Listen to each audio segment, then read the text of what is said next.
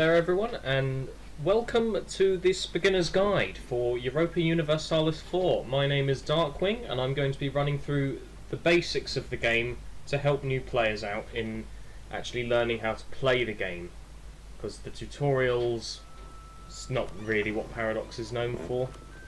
They're getting better, but still a lot to be learnt. So Europa Universalis 4 is a very complicated game in many ways, and today I'm just going to be running over the UI, the main elements, everything up here and what they all mean, and everything in here and what they all mean. So the view in Europa 4 is mainly a map. This isn't what the default map looks like. I'm sure many of you are realising I'm actually playing with a mod installed that changes the map. I will leave that in the description in case anyone's interested. But so I've picked the Ottomans to go through this and to teach everyone the basics. So in the top left we have the Treasury. That's basically how much money your country has, and if you hover over it, it shows you how much it's making. That little plus there, the green plus here, changes to a red minus sign if you are not making any money, and it shows you all your income and expenses. So that's a pretty important one. The one next to it is Manpower. This is basically how many men you have able to be put into the army. So that's for recruiting new people or reinforcing current existing units that you have. So if I were to enter a battle with this guy, with this stack of units, some of them would die in the combat and they would have to be replenished from the manpower pool. So that's what that one does. The next one is Sailors, which is for the same thing as manpower essentially, but for boats and your navies. So when you lose ships and they take damage, they're replenished from sailors. The next one is stability, and this is a nice mechanic really, because the default is 0, but depending on your stability, which you can boost in the stability and expansion menu, will give you different benefits. So the lower it is, the more national unrest you'll have, and the less legitimacy you will have. I'll get to legitimacy in a minute. But basically, the higher this is, the better. You'll get increased taxes, lower revolt risks, all that good stuff. The one after that is corruption, which is not nice. Basically, it gives you hits on different things, so high corruption can have effects like unrest, religious unity, that kind of thing. So it's you want to keep that low. Having unbalanced research can also hinder you in that regard. So I will get into the research in that later. This is prestige. This basically gives you a whole load of effects for having high prestige. So currently we have 8 prestige and it's decreasing at 1 prestige yearly. You gain prestige from having good power projection, winning wars and battles, and some events that will pop up that give you stuff. As you can see, having prestige above 0 gives us effects like better trade power, better morale of navies and armies, all that good stuff that we like. So having a high prestige is very good. The one after that is legitimacy. Legitimacy is basically how your government is viewed in this game. So with kings and sultans and stuff like the Ottomans have, we start off with 100. So any kingdom will have legitimacy to rule, and countries like Venice over here will have, instead of legitimacy, they will have republican tradition, because they don't have a king, they have an elected official, and there are certain events will cause your legitimacy to go down. Say your heir has a weak claim to the throne, it will lower your legitimacy. There are events that will lower it, that kind of thing. And it is possible to flip over to a democracy, I believe, where people get voted in. And likewise, if you're playing as Venice, it is possible to get a king. There are events that let you lower this when you're playing as a democracy where people get voted in. Moving on now to the one after that is power projection. Power projection is much like prestige, you get a lot of benefits for having a high number there. As you can see, you can lose it. You lose some yearly, but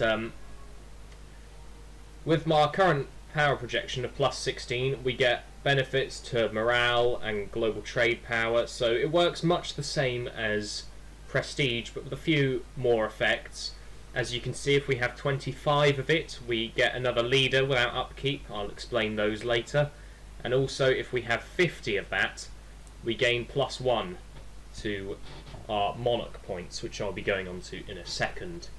The ones after this just shows basic things. So for any diplomatic action here, we need diplomats, which are shown up here, what they're doing.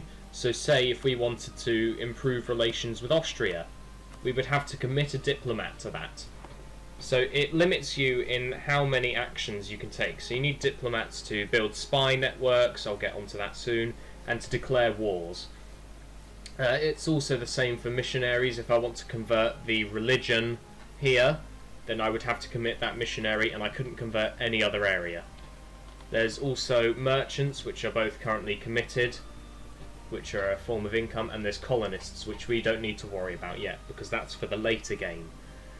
Moving on now to the secondary banner with our name, we have these three symbols and a number after them. These are what are called Manik Points.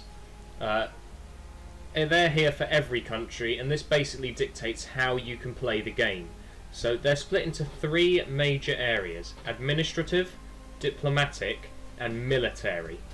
And these affect technology, which is in here. So if you just click this open close country view, your flag, and you go to technology, and you can see all your technology. So there's different levels of technology.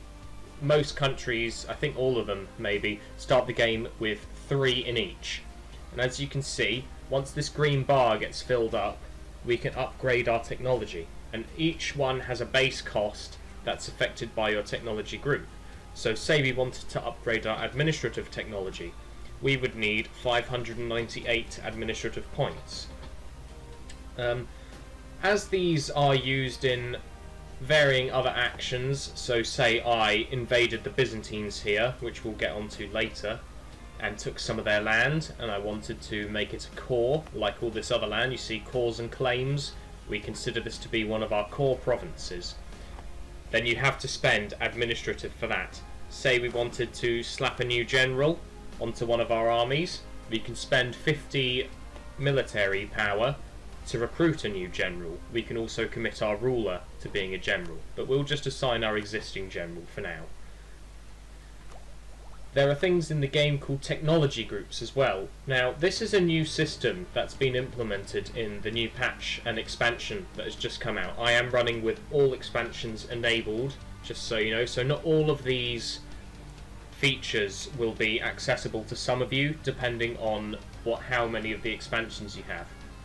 So it's the new institution mode instead of tech groups. So this would have all been in a previous patch.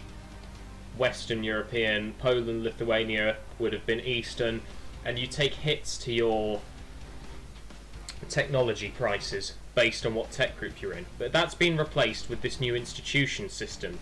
So as the game goes on, new ones of these will come in. So here you can see the next one that will happen is the Renaissance, which starts in around Milan in Italy, and it spreads outwards from there.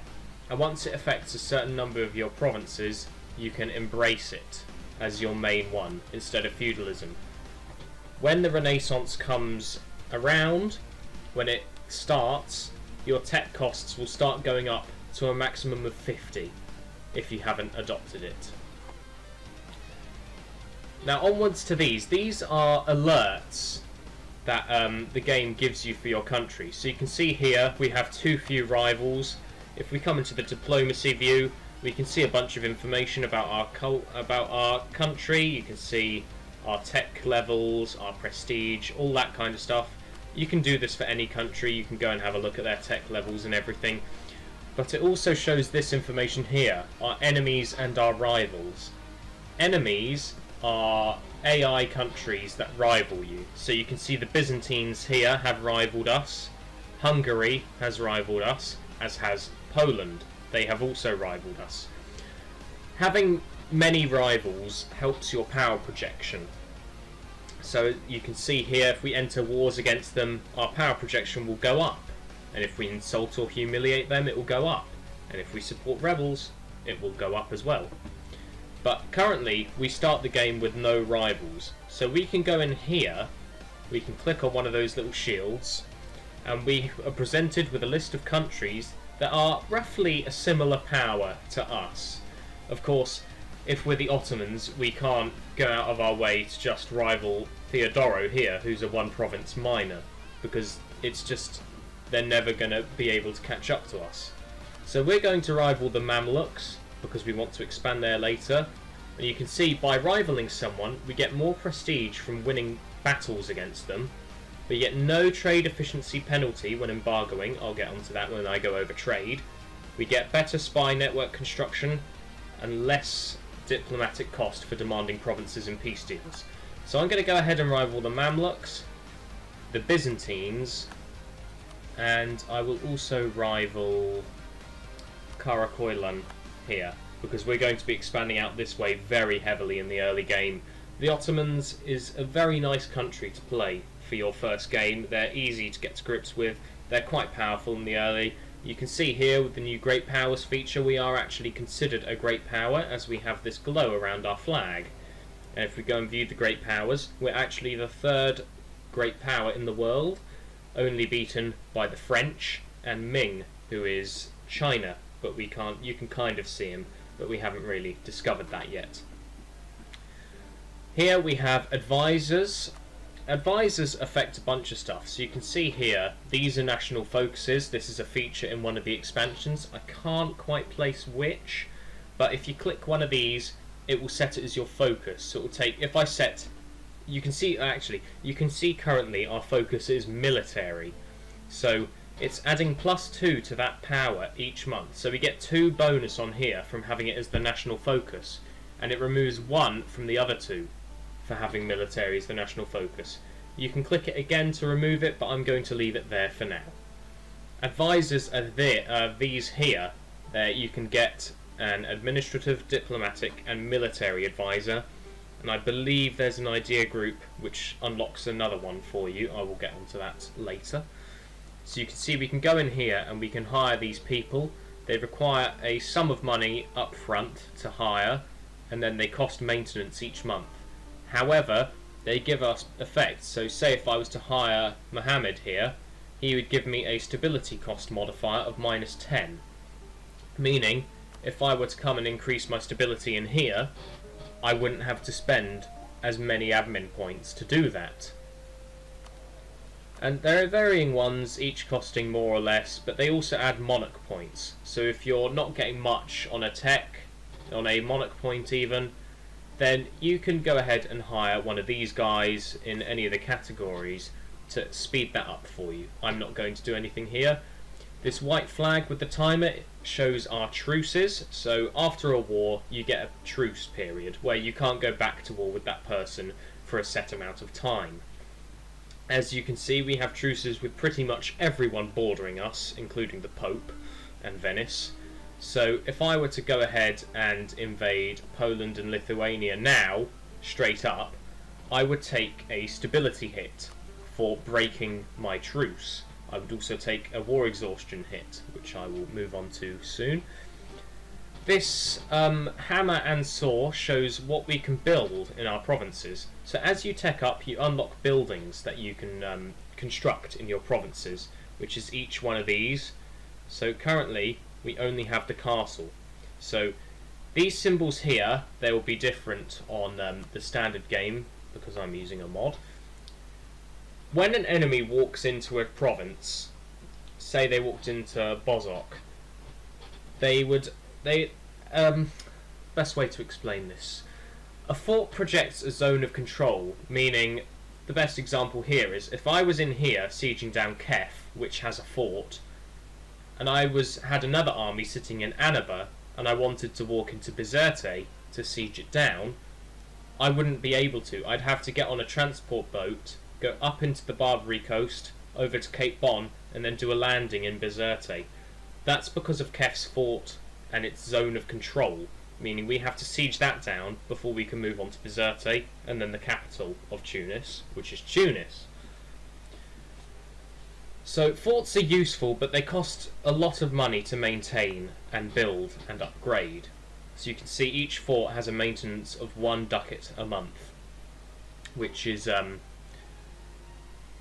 it gets costly if you have a lot of forts.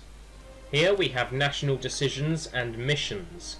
National decisions are decisions you can take that affects your entire country for either for the entire game or for a set period of time. So you can see if we adopt the Treasury system, I don't know if I butchered that or not, we lose 100 of our military power. However, we gain a modifier until the end of the game in 1821 that gives us 10% more manpower as our maximum. So I'm going to go ahead and take that. This one gives us piety until the death of our ruler, and it gives us prestige until the death of our ruler.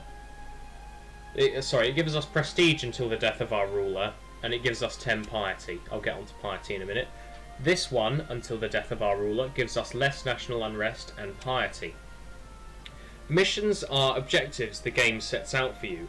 So, starting with the Ottomans, I would recommend taking City of the World's Desire, which is just basically to come in here and take Constantinople off the Byzantine Empire. We can get rid of them pretty early in the game.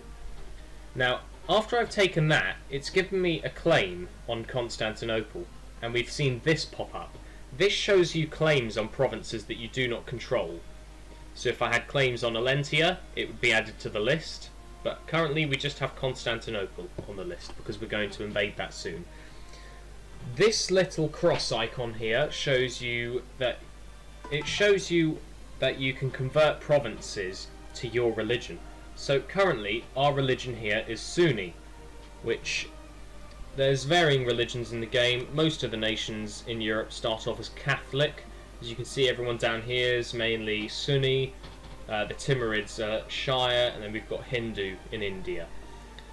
Different religions provide different bonuses, and you can see here that we have tolerances for the different religions around us.